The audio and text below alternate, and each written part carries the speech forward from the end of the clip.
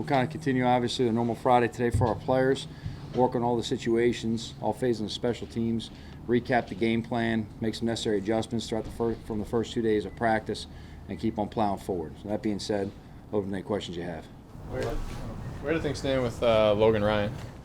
At the moment, nothing's changed. Yeah, at the moment, nothing's changed. So we're still waiting. He tests every day, and we'll see how that turns out. Is there still a brief window? There is. We'll see how that turns out. If he doesn't test out, he could be back next week, though, right? Because the 10 days will have. Right. Okay. So at this point, though, you have to be planning, I assume, to be without him. Yeah, that's correct. I mean, do we have a contingency plan if something were to change? We do, but at this moment, he hasn't been available for us on the field, so we're planning with him. What about Kadarius? Is he going to practice today? He's with the trainers right now. We'll kind of see, move around a little bit early in practice, see how that goes. He's in key to the game plan. KT's a real smart guy, so in terms of being in the meetings, going through some of the stuff we do internally in the bubble with some walkthrough stuff and all, he understands the concepts what he has to do. It's been a couple weeks, as a young player, that he's been able to get out there on a Friday, practice for us at a good level, and get into the game and make plays for us. So.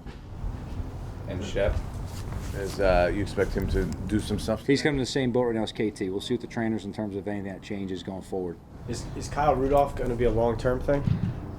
I wouldn't think that's going to be too long-term. Again, he's in there right now moving around. We'll see how that is. Kyle was optimistic earlier in the week. I think sometimes players are a little more optimistic until they get on the field. So we'll have to see where his body reacts today. Notice Daniel's wearing a wristband, like a play calling wristband. Why is he doing that this week? Is things changing drastically in terms of vocabulary, or just adding different things? No, we really haven't changed any of the terminology, actually. We kept all the language really the same for the players. That's something you don't want to really change in a short week. If you add something new, you might put on a new term here or there, but that's nothing different. You do that every week for an offense. You put a new play in, maybe a code word, something like that. So why is he wearing it this week?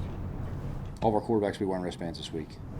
They haven't in the past. I guess what's new that not which specific plays, obviously you're not going to say that, but what's new to the offense that they're required to do that? Yeah, it's something a number of players and coaches have used in the past. We thought may be helpful with our players just going forward.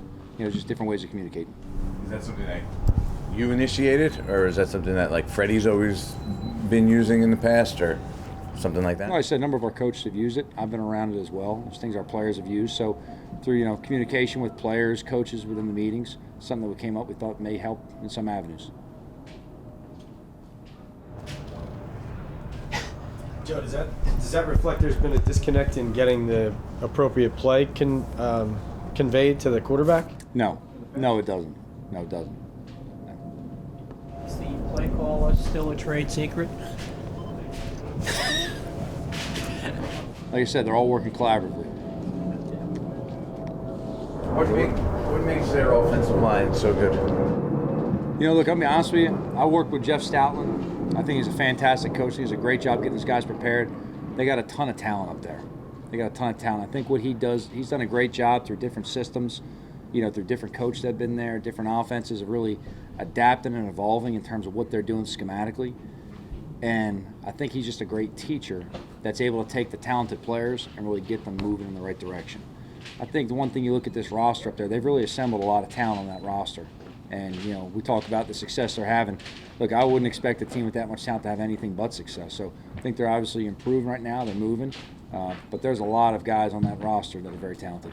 I don't think you really faced a real run-heavy quarterback this season. But then even what makes Jalen unique? It seems like the way he runs is almost more like a running back when he gets going. Well, I think the way you said it right there is a little bit different. I think there's a lot of quarterbacks in the league right now that are using that skill set. And I think the game's obviously just changed and evolved, right? You look at the players that are in the league now, it used to be everyone thought everything filtered down, right? It went from the NFL to college and some stuff in high school. I look at the opposite. I think really everything comes up. What you're doing at the level in high school, people start doing more in college because it's fast for the players to adapt and make an impact. That comes up to the next level because you start getting players who have been, running quarterbacks or quarterbacks who could run in high school and college. You get a guy like Jalen Hurts. Why take away something that's such a strength of his? Find a way to utilize it and use it. And there's different types of skill sets in running. Obviously you've got the Lamar Jacksons who are on one side of it. You go back in time, the Michael Vicks. But you look at a guy like Jalen, he's different than both those guys, but he's extremely effective. He's got great running instincts. He knows how to stick his foot in the ground and get vertical right now. He really knows how to work off your leverage. He's a strong runner, and that's one thing. He's not looking to always avoid contact. Not that he's lowering his shoulder to plow through all the time, but he knows he can run through arm tackles. So if you don't do a good job in space of really gathering and wrapping up on this guy, he'll run through an arm tackle. So he's a very instinctive runner. He knows when to pull it down and run, use his legs. He's not afraid to do that in critical situations. He's been effective through his entire career, high school to college, now to the NFL. So I think it's just natural for him in terms of what his game is, and they're doing a good job of using it. Joe, I know that they've changed coaching staff since last year, but you were very pointed in your comments after the end of last season with them being disrespectful to the league, the way they handled their last game. Is that even a thought as you go into this? No, there's nothing from last year that's going to be relevant on Sunday. Joe, when you guys are putting together the game plan, I don't expect you to give away trade secrets, but you're obviously deciding based on down and distance what personnel groupings work best. Yep. When you get to a game situation and you see things, how much adjustment can there be within the groupings to say, case in point, on that 4th and 1, you guys didn't have Kenny or Kadarius on the field. Is that a situation where if you guys wanted to, you say, you know what, whatever worked during the week, we need Kenny and KT on the field for this game? Yeah, I believe you always have to be flexible in the game. You have to be able to make adjustments. Now, that really starts back in training camp in terms of the system you put in to be flexible within it.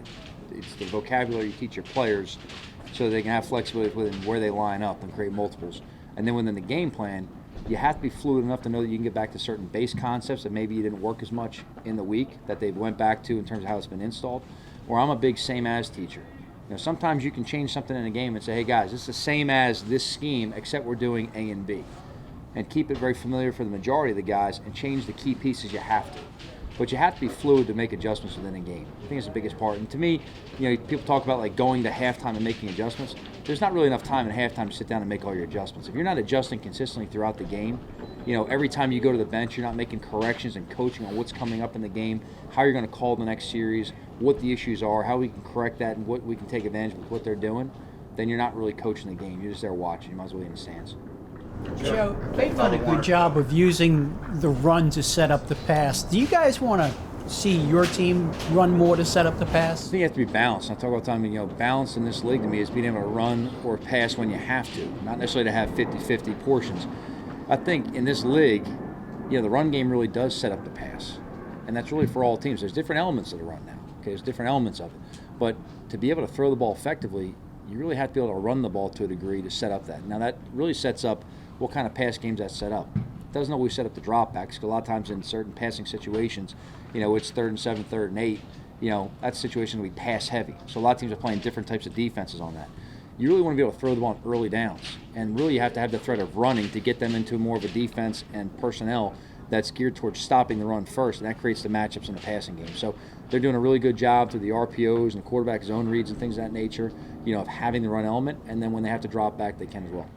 Joe, going back to last year's draft, how unusual or unexpected was it for 2 division rivals to make a trade like that over you?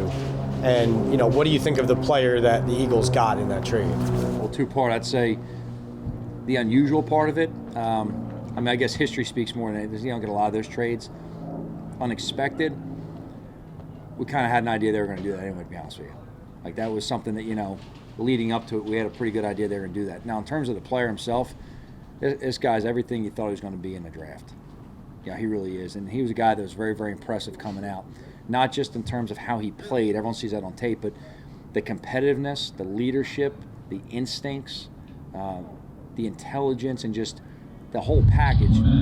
This guy was very, very impressive leading up to the draft. And you can see that the things you saw in college, the biggest knock on him coming out was the question mark of, is he big enough, right? That's the thing everyone asked, is he big enough to go ahead? And you had to go back in your evaluation and say, he's done it at every level. Jody Wright, tells stories all the time about when they were at Alabama's camp and he was working out. They had the same questions about him. Every coach asked the same questions, like, this guy's, he's not big enough. Look at his legs. They're not, they're skinny legs. This guy can't do this or that. Well, he made a whole lot of plays in Tuscaloosa, right? And now he's making a lot of plays in Philadelphia. He's obviously their go-to guy, or one of their go-to guys. So I'd say in terms of the evaluation of the player, we watch all the guys that come out in the draft, and we watch all the guys as they go through their career, and you want to stack up your evaluations based on what that player's doing, both on and off the field, because everyone has strengths, weaknesses, concerns, whatever it may be, through the draft. So you look at everybody and you say, okay, were we right on that guy? Were we wrong on that guy? Do we misevaluate him? Or what's the reason this guy's career kind of took a left turn, whatever it may be? So we always take a push on that. And, I'd say with this one right here, it's kind of what you evaluate him, what you expected, it's what you saw.